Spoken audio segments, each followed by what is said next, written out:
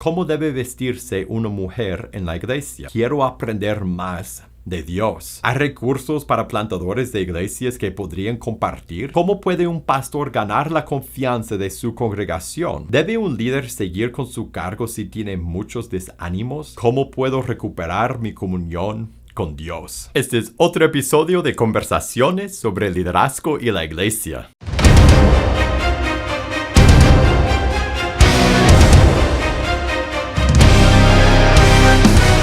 Hola, soy Felipe de PazConDios.com. En PazConDios.com nuestra misión es capacitar a líderes para equipar a la iglesia. Y si tú quieres ver todos los programas que publicamos, suscríbete a este canal y prende la campanita de notificaciones. Ahora, en este programa de conversaciones sobre el liderazgo y la iglesia, yo contesto las preguntas que me envían. Entonces, si tú tienes una pregunta de lo que sea, de tu vida, de la Biblia, de liderazgo, de cómo plantar una iglesia, una pregunta de la iglesia o una pregunta de lo que sea, mándame tu pregunta a preguntas@pazcondios.com, preguntas@pazcondios.com para que podamos conversar de tu pregunta en un episodio en el futuro.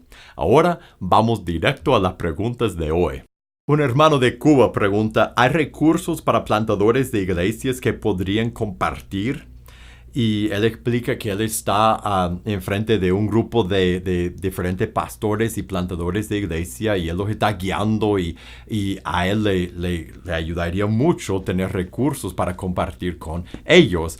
Y la respuesta que te puedo dar es, claro, tú con tu pregunta has llegado al corazón de la razón que empezamos PazConDios.com, la razón que empezamos ese ministerio, más que todo, es para equipar y ayudar a líderes en la iglesia, pero especialmente en mi corazón es para los que son plantadores de iglesia. Nosotros empezamos eso cuando empezamos a plantar la iglesia donde estamos nosotros. Y yo quise compartir los recursos que estábamos creando en ese tiempo y después para nuestra gente, para nuestro ministerio. Y mi visión era que por publicar los sermones y compartir los libros, los estudios evangelísticos, los estudios de discipulado, de la base y sígueme, todo, y quiero paz con Dios, todos los estudios para guiar a la persona, hasta la persona más lejos de Dios, hasta la persona que está bien metida en la iglesia. Y mi propósito por compartir todo eso era para ayudar a todo líder y en particular los que están plantando una iglesia a tener los recursos que necesitan para poder enfocarse en el discipulado, de enfocarse si son bivocacionales, por ejemplo, en trabajar en su trabajo, pero tener un sermón que puede predicar el domingo, porque nosotros publicamos los sermones y agarran nuestros sermones y lo vuelven a predicar en su iglesia. Es la visión que tenemos. Entonces, todo recurso que tú encuentres en PazConDios.com, descárguelo en tu tableta o en tu teléfono o donde sea, donde sea que puedes descargarlo y compartirlos de forma digital con la persona que está guiando. Lo único que pedimos cuando distribuimos los recursos así es de la misma forma que nosotros lo compartimos gratuitamente, pedimos que los que lo comparten con otros lo hagan de la misma manera gratuitamente para que lo demás posible pueden utilizar esos recursos. Y que Dios te bendiga, mi hermano, en tu ministerio y con tu iglesia y guiando a los otros pastores y plantadores de iglesia. Alguien pregunta, ¿cómo puedo aprender más de Dios? Mire, la forma universal de aprender más de Dios es leer su palabra. Y yo recomiendo siempre leer en el Nuevo Testamento y si es posible a la vez en el Antiguo Testamento. Escoge un libro, Isaías, Jeremías, Ezequiel, Génesis, un libro en el Antiguo Testamento, lee un capítulo allí y después lee un par de capítulos en otro libro en el Nuevo Testamento. Ese nos da un buen complemento cristiano de la palabra de Dios, leer en el Antiguo, leer en el Nuevo, y así por leer su palabra aprendemos más de cómo es Dios, aprendemos a conocer y amar a Dios. Y más que eso, Hebreos 4 habla de cómo Dios, Hebreos 4, 12 y 13, habla de cómo Dios nos transforma cuando leemos su palabra. Y ahora, lo más básico, la base para conocer más a Dios es su palabra. Si quieres ayuda, más cosas devocionales, cosas, seminarios, otras reflexiones, estudios de la palabra de Dios, puedes ir a nuestra página pazcondios.com. Ahí regalamos una gran variedad de estudios, de seminarios, de comentarios, de videos, de PDF, de estudio por escrito, sermones, libros, todo gratis y todo lo que puedes usar para estudiar más la palabra de Dios, entender mejor la palabra de Dios y llegar a conocer mejor a Dios. Una hermana pregunta, ¿cómo debe vestirse una mujer en la iglesia?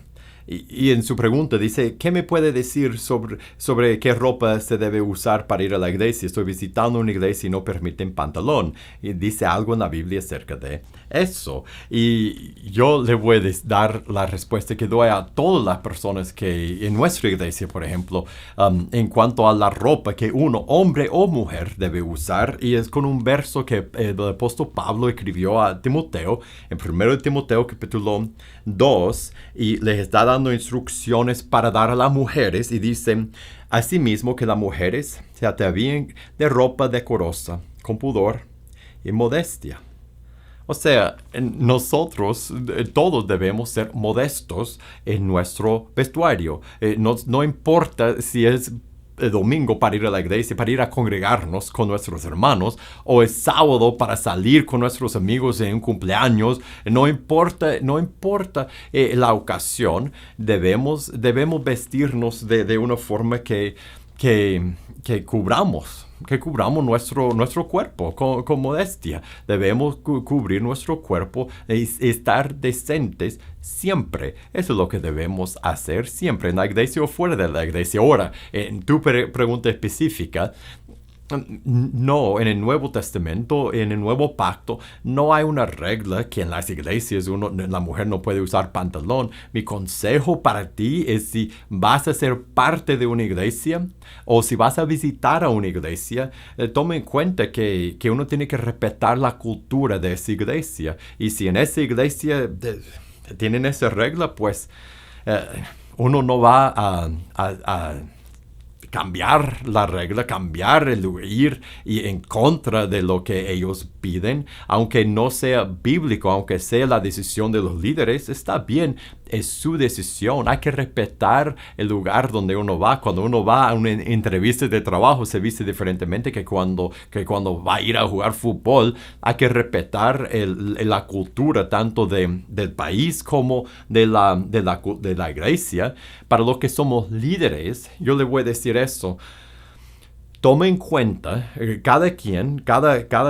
todos los líderes de cada iglesia en particular tiene el derecho y tiene la responsabilidad de poner la visión y la cultura de su iglesia. Toma en cuenta, solo recuerda que a veces cuando nosotros ponemos un estándar de vestuario que no es solo ser modesto, es mucho más, es ser formal. Si hay cierto nivel de formalidad en el vestuario para ir a la iglesia, para reunirse los domingos, solo recuerde y tome en cuenta que para personas como esa hermana que escribió, estamos poniendo una barrera, tanto para los cristianos y mucho más para los que no son cristianos todavía. Cuando la expectativa es, para ir a la iglesia tengo que llevar aquí, llevar acá, vestirme diferentemente de cómo me vestiría durante todo el resto de mi semana.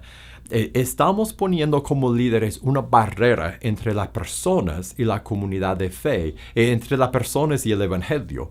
Y hay que pensar seriamente en eso. En nuestra iglesia, por ejemplo, nosotros no tenemos un estándar de vestirse formal, que uno tiene que ir con corbata, por ejemplo, o de cierta forma. Nosotros animamos a los que son cristianos que se visten modestamente. Pero de ahí, que cada uno se viste como quiera, como es apropiado para la cultura y para uno mismo. ¿Cómo puede un pastor ganar la confianza de su congregación? Y esa es una pregunta que todos los que somos líderes debemos pensar en esa pregunta, porque si 9 personas llegan a nuestra congregación, queremos ganar su confianza para poder guiar a la persona, su confianza para poder abrir su vida, no solo con nosotros, sino con los demás en nuestra comunidad.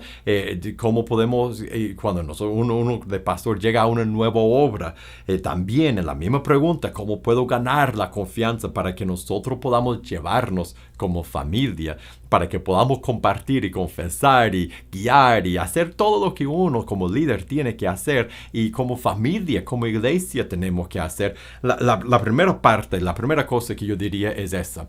Uno como líder tiene que pensar en qué clase de ambiente, de cultura quiere tener en su iglesia. Si quiere tener una cultura en que todos lleguen bien y todo bien, como está, hermano, bendecido y todo bien, y por afuera tenemos que aparentar que todo andamos bien, pero por adentro yo sé que yo no ando siempre bien, pero no lo puedo confesar porque todos los demás están bien. Yo soy el único, según lo que yo veo, que no está todo bien.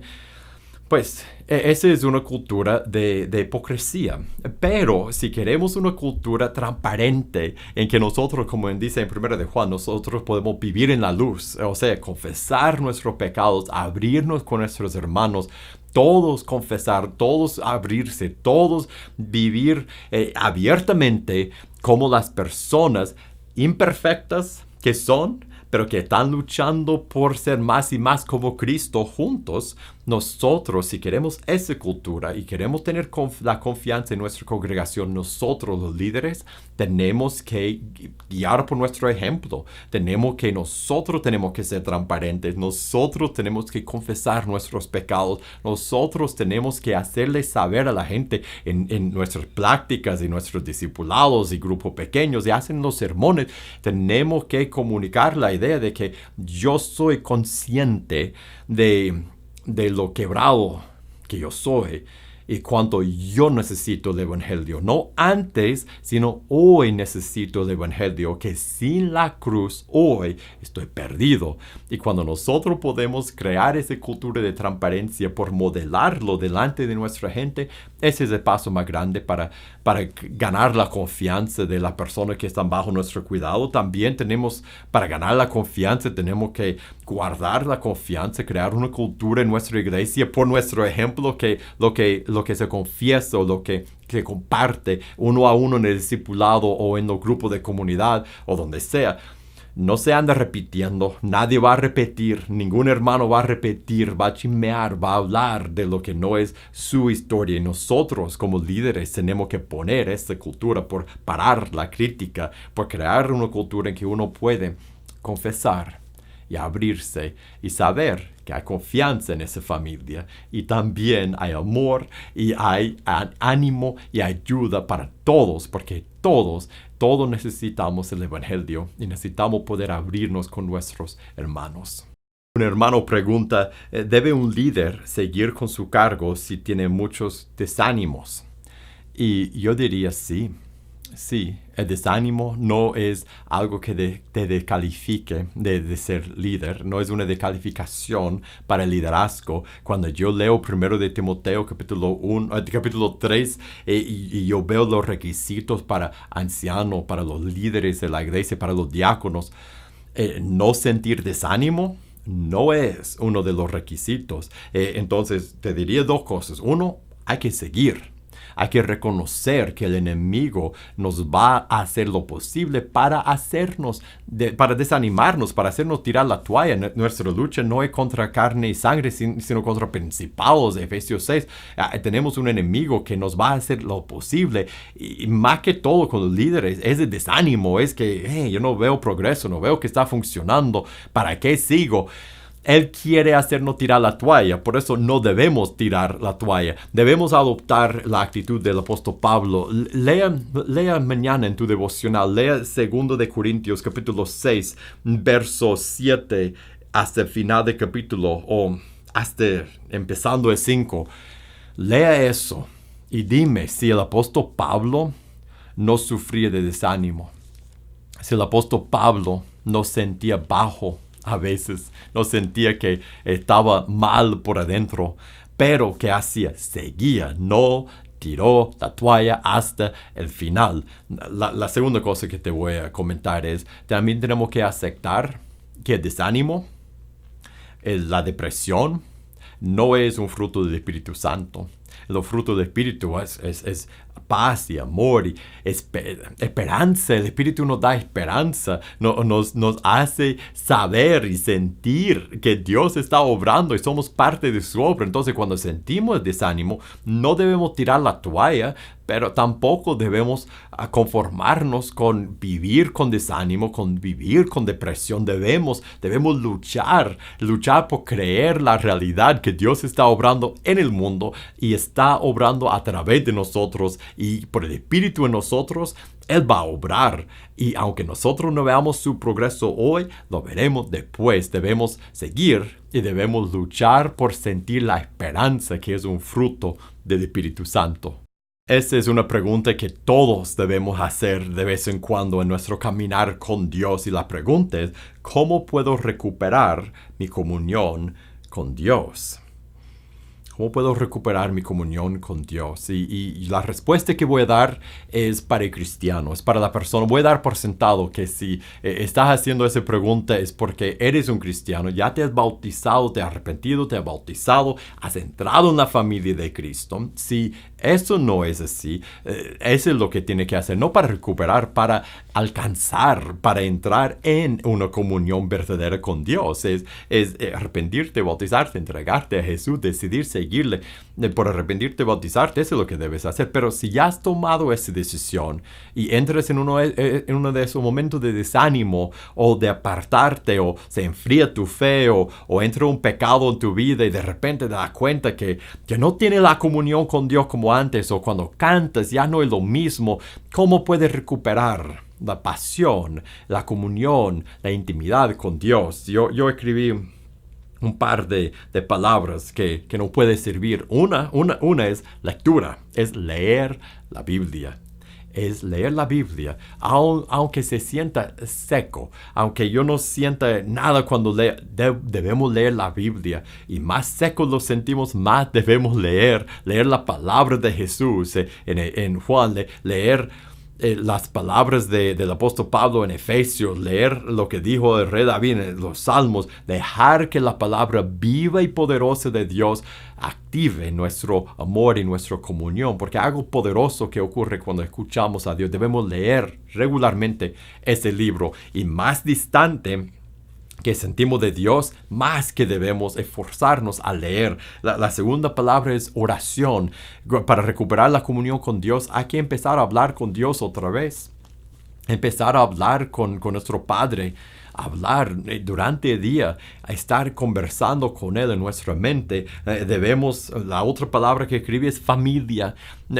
Nosotros desarrollamos y profundizamos nuestra comunión con Dios por llevarnos con nuestra familia cristiana, por ser parte de un grupo pequeño, un grupo que se reúne para leer la palabra y estar en un discipulado con otros hermanos, por estar en familia, vivir en familia, no solo los domingos entre semana con otros cristianos. Y la última palabra que puse es servir.